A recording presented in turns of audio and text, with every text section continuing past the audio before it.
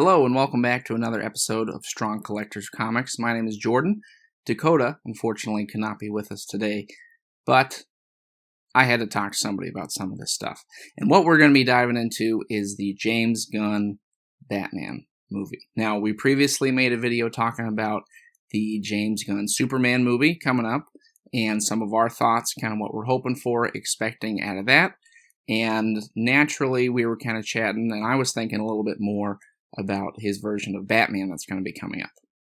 So this is going to be a separate version from the Matt Reeves Batman. First of all, it's going to be called Batman the Brave and the Bold. And there was initially some talk of whether the Matt Reeves Batman would kind of roll over into the DCU as it is. They clarified that that is not going to be the case, and we're going to actually have two separate versions of Batman in the cinematic world.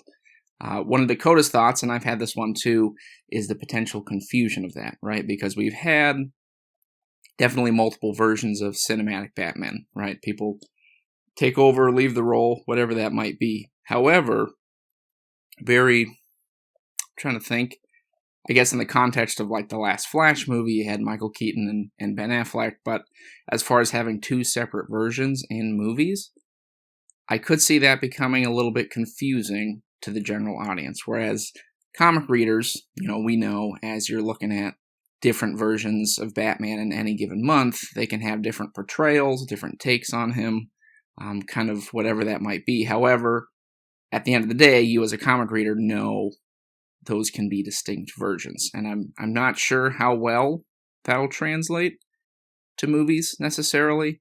I do like that the Matt Reeves Batman, though, isn't the DCU Batman, because I think the Matt Reeves one works pretty well. I really liked that one. Dakota did as well. And I think what was really cool about that was more of that grounded, grittier, noir detective story version of Batman. And I just don't think that one would mesh very well, like teaming up with Superman and fighting aliens and monsters and all that kind of thing. So I'm personally glad that that one's being separate. But if you're launching the new DCU, you got to have a Batman in there. So, as I said, we know it's going to be called Batman the Brave, or not Batman, it's just the Brave and the Bold, which is a reference to the team-up comics starting back in, it was 1955, where they sort of just had different characters teaming up, which then became more Batman-centric in the late 60s, kind of showing him teaming up with other characters. And then, of course, they used that as a title in that 2008 animated show, which featured Batman teaming up with a lot of different other characters. So, right off the bat, I was thinking this would be more of a team version of Batman, and the James Gunn statement for it talked about this being the introduction where you're going to be having Batman with Damian Wayne as Robin, kind of some influences from the Grant Morrison comic book run. He kind of specifically talked about that being the beginning of the Bat family in the DCU, which I also think is interesting because throughout cinematic Batman movies, we've mainly kind of just gotten Batman. I mean, we've seen, of course, Alfred, and then you got the Schumacher movies where you had Robin, and then Batgirl, but even then, those weren't like super fleshed out. I'm a sucker for those old the Schumacher Batman movies, but I think they could do a lot better with bringing those characters to life. So, personally, I'm pretty excited about that being the direction.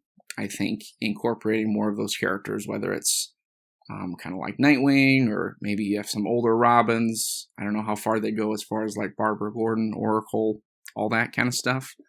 I do think, though, that that is kind of a part of the Batman mythology that's been pretty lacking in like cinematic portrayal. So I think that could be cool. But as we were kind of thinking about this, similar to what we said about our Superman video, are kind of what are some things that could be neat to see in the Brave and the Bold, as we're getting, yet again, another version of Batman.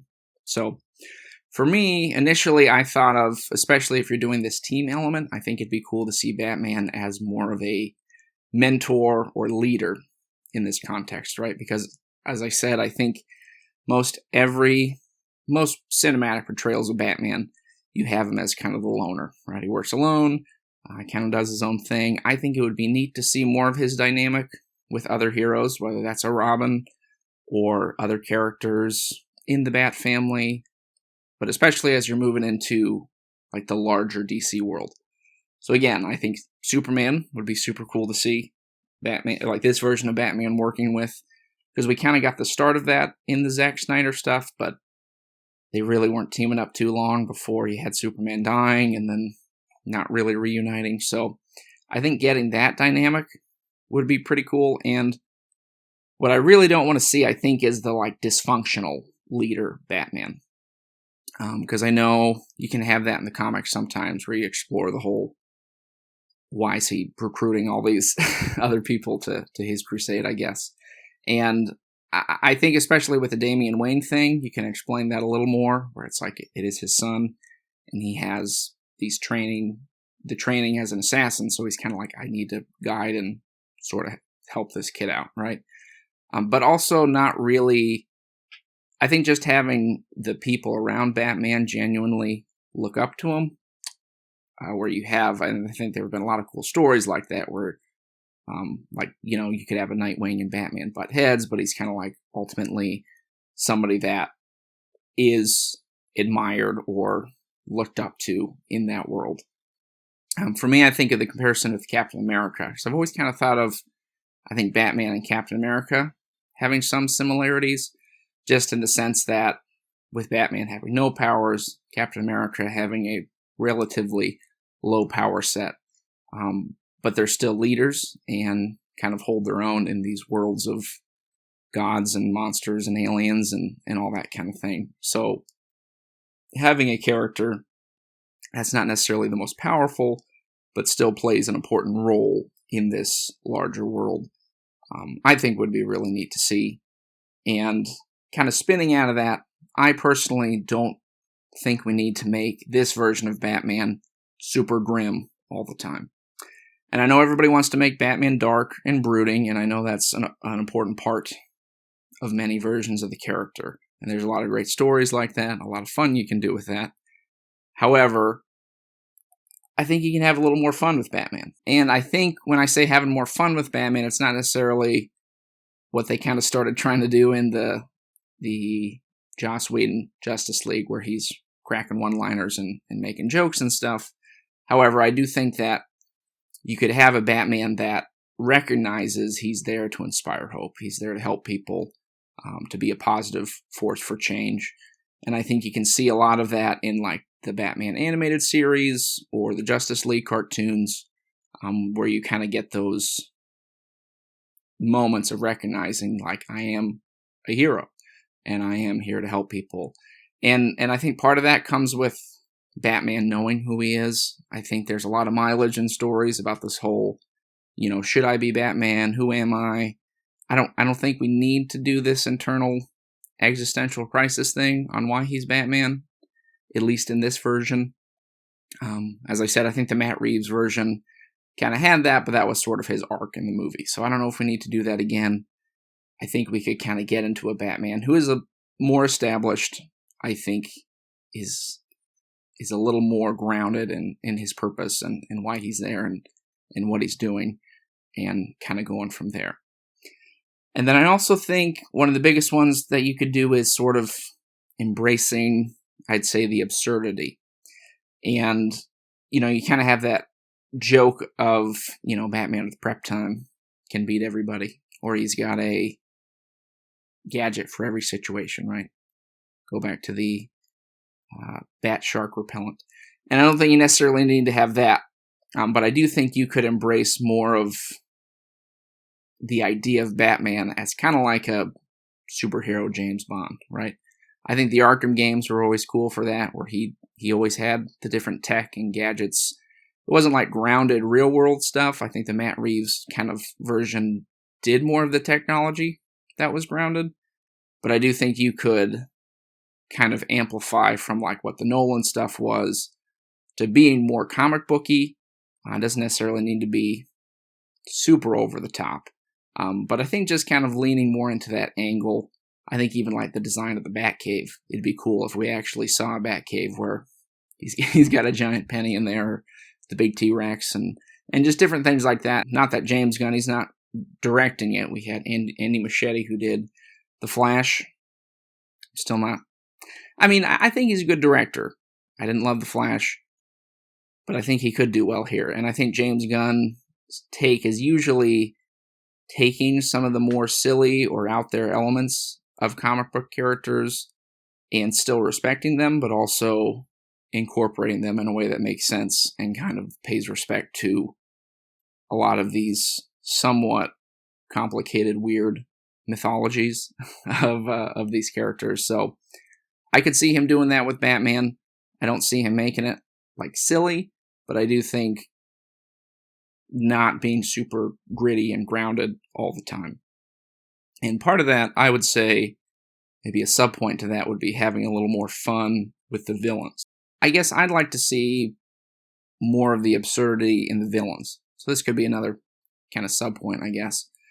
But having guys like Clayface or Killer Croc that are pretty out there, and you don't need to put this super realistic spin on them. Like, you can embrace this guy's like this big, amorphous monster that's a shapeshifter, or is a giant crocodile man, or you could have a giant bat flying around as Man-Bat. Like, things like that I think other movies have not really leaned into very much. And I think that just makes the Batman world a lot more compelling. And I think with that, I would hope to see some villains we haven't seen before. Not to say you can't use any of the villains we've seen. I think you can't really have a Batman world that doesn't have the Joker in it. Definitely don't want to see the Joker focused on in this first movie, I don't think. I do think some interesting ones. As I said, maybe you could have like sub-villains, whether it's a Killer Croc or a Clayface. Like, not saying they have to be the main version, but I think you could kind of introduce a couple of these characters. And I know they've talked about working on the Arkham Asylum TV show that I think was supposed to be in the Matt Reeves world, but is now confirmed to be in the DCU world. So I don't know how much of that they'll use to kind of set up some of these characters and then maybe incorporate them. I've heard some talk about people wanting to see, maybe a newer version of Mr. Freeze. I think, as much as I love Schwarzenegger, I think they could definitely do a more compelling version of that character. If it's from the Grant Morrison run, I did love Professor Pig. Thought he was cool. Doesn't have to be the main guy, but just kind of starting to work in some of these characters that we maybe haven't seen. Whether that be like a Mad Hatter type, or you could work in. I think there could be a cooler, newer version of Scarecrow as well. That's kind of more in line with the comics, whereas in the Nolan movies, he always felt kind of like a side character. So there's a lot of directions they could go in. I think overall, though, those are kind of some of the things I'm looking for as far as like the basics. I'd like to be surprised by the story. I'm hopeful to see where they go with it.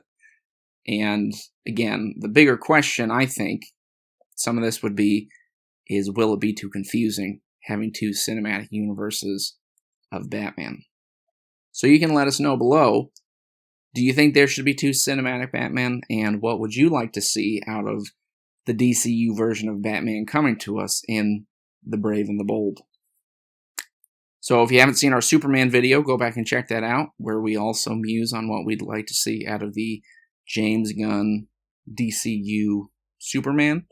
And we'll keep some more videos coming. Got some ideas for some comic things, all that fun stuff. So stay tuned. Be sure to like, follow, and subscribe. And until next time, stay strong.